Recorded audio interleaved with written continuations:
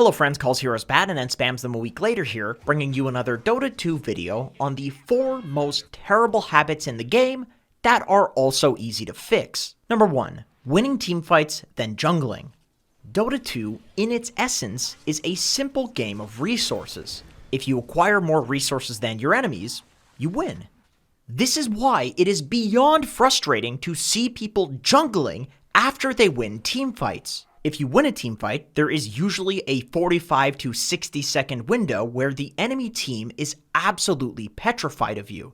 You are the predator and they are the prey. And this is exactly where this bad habit manifests itself. People win teamfights and then they don't immediately change their mindset from autopilot to predator. So they do what they would do by default, which is to hit the nearest jungle camp.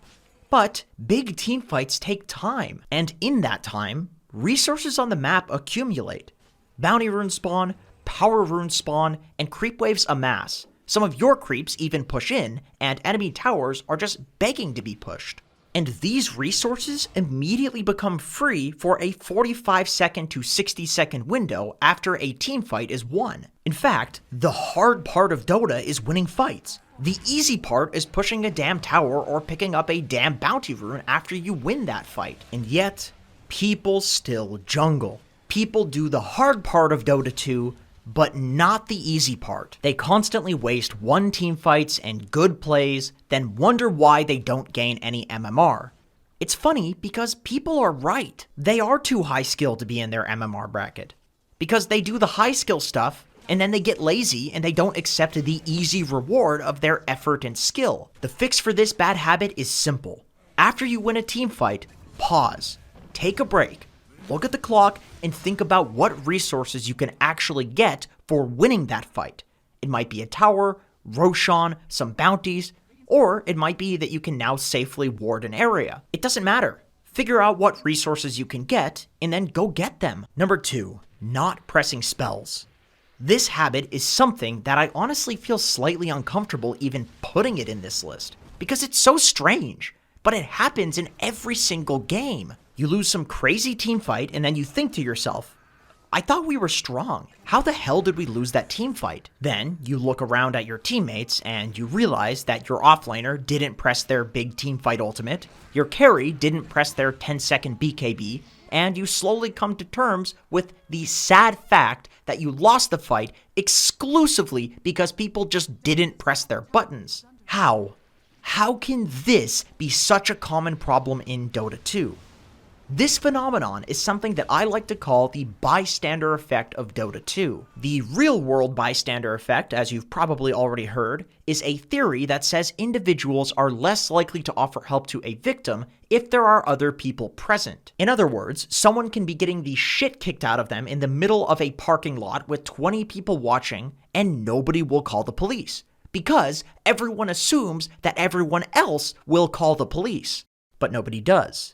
This exact same thing happens in Dota 2, except instead of getting your ass beat in the middle of a Denny's parking lot at midnight, the end result is that you end up losing a game because your Enigma didn't press Black Hole. Even though it could. Why don't people press their spells? Because they're waiting for other people to press their spells first before they press their spells. That's it. People hold their spells because they are waiting for a good opportunity to use them, ironically to ensure that they don't waste them and then lose the game. But then nothing happens and they lose anyway. How do you fix this problem? Well, I don't want to beat around the bush here. The practical solution to this problem requires that you lose a team fight and realize that your team is a bunch of dumbass bystanders. Once you've lost a fight and you've seen that your team isn't interested in pressing spells, tell your team that, from now on, you're going to suicide in to give them opportunities, then, in the next fight, go in headfirst and get shit started. Sometimes this requires you to literally die. Sometimes this requires you to build tanky items like BKB and Eon Disc. Sometimes this requires you to jump in and then immediately jump out to bait spells. But the bottom line is that you have to figure out how you can run in and get shit started and set up for your team, because they won't do it without you. Number 3. Not letting the enemy team waste resources. What I mean by this is that often in a game of Dota, the enemy team will make mistakes. A lot of mistakes, because they suck, and you suck, and I suck. We all suck, and we all make a ton of mistakes, and that's because Dota is a game of mistakes. But where things go from mistake to horribly wrong is when the enemy team makes an obvious mistake, and then people just don't allow it to happen. The most common place where you see this in most MMR brackets is that people will be pushing a tower, then the enemy team will over TP to defend the tower.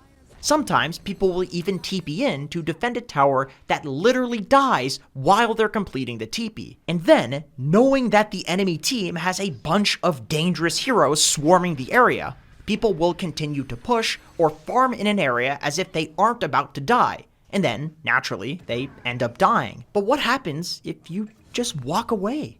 What happens if the enemy team shows up to defend a tower with all of their heroes, and you just don't? I'll tell you what happens. You win. That's right, pro players do this all the time intentionally.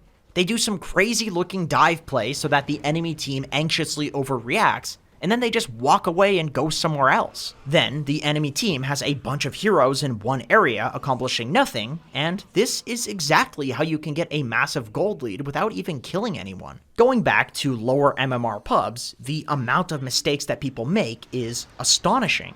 Bad TPs happen everywhere. People stand in places for no reason, accomplishing nothing at all, and yet people run in and fight for nothing. This essentially turns the enemy team's useless nothingness into something useful, because they're now fighting and getting kills. How do you fix this bad habit? If a bunch of enemies TP to some tower in front of you, back off and reset. Stand somewhere safely and reassess with the TPs and resources that were used where the best place for you to be is. Sometimes the play is to farm backwards towards your base. Sometimes the play is to just wait and see what happens. It depends on the situation, but stepping back, chilling, and reassessing does not depend on the situation. It's always good. Number 4, people ignore mana thresholds. In Dota 2, it's usually pretty easy to calculate how much mana you need to fight. For example, on my favorite hero, Pudge, you need about 300 mana to fight because his hook and dismember cost about 150 each, and so if you want to walk around and be useful instead of useless, well, you probably shouldn't pick Pudge, that's one thing, but also you should have at least 300 mana. Otherwise, you can't use your full kit. On a hero like Invoker or Storm, it's a little bit more complicated because you don't exactly see what their mana costs are, but for most heroes, you can literally just look at their abilities and add up the mana costs to figure out what your threshold is. And yet, people walk around with 100 less mana than they need to fight. Then, when they engage in combat, they don't have enough mana to press their spells, they get team wiped, and they lose the game. How does this happen? People use spells to farm. And this is fine. You should use spells to speed up your farming. But you need to make sure that you're fight ready at all times, unless you are absolutely sure that you are literally ignoring team fights. On the opposite end of the spectrum, plenty of people run around with full mana, plenty of mana regen to work with, and then they don't press any spells to farm, even though they could farm with spells and still be way above their mana threshold that they need to fight. As a result of this, a lot of low-rated core and even support players end up with way less farm than they should have, simply because they aren't pressing spells to farm and move around the map. How do you fix this problem? Like I mentioned, all you have to do is add up the mana costs of your abilities and use spells to farm until you're at that limit, but don't go under it. If you find that your spell casting to farm constantly pushes you below your mana threshold, then chances are that's exactly why that hero will normally build some sort of mana regen item to function properly. And so you should start including one in your regular build. Anyway, that's it for this video. I do want to mention at the end here, if you could like, comment, and subscribe, it would really help me out. I have an unfortunate situation I mentioned in the last video. I had a population of about 50 hamsters in my house that were powering my computer, my PC, and I've been feeding them just fine because you guys gave so much likes, comments, and subscribes on that video. Fortunately, I was able to feed them some really good food, and I think, unfortunately, I had a hamster plague that swarmed through my kingdom of hamsters. I don't know how it happened. I don't know how they contracted it. None of them went outside. I was feeding them great food, but they are all gone. And so I think for the next round of animals that I'm going to be using to power my PC, it will be guinea pigs. These apparently are just much larger hamsters, and so I will be buying a lot of those, and so I need a lot of money. So if you guys could go ahead and please leave a comment down below, that would help out. And I just want to let you know I appreciate you a lot, and I hope to see you in another video.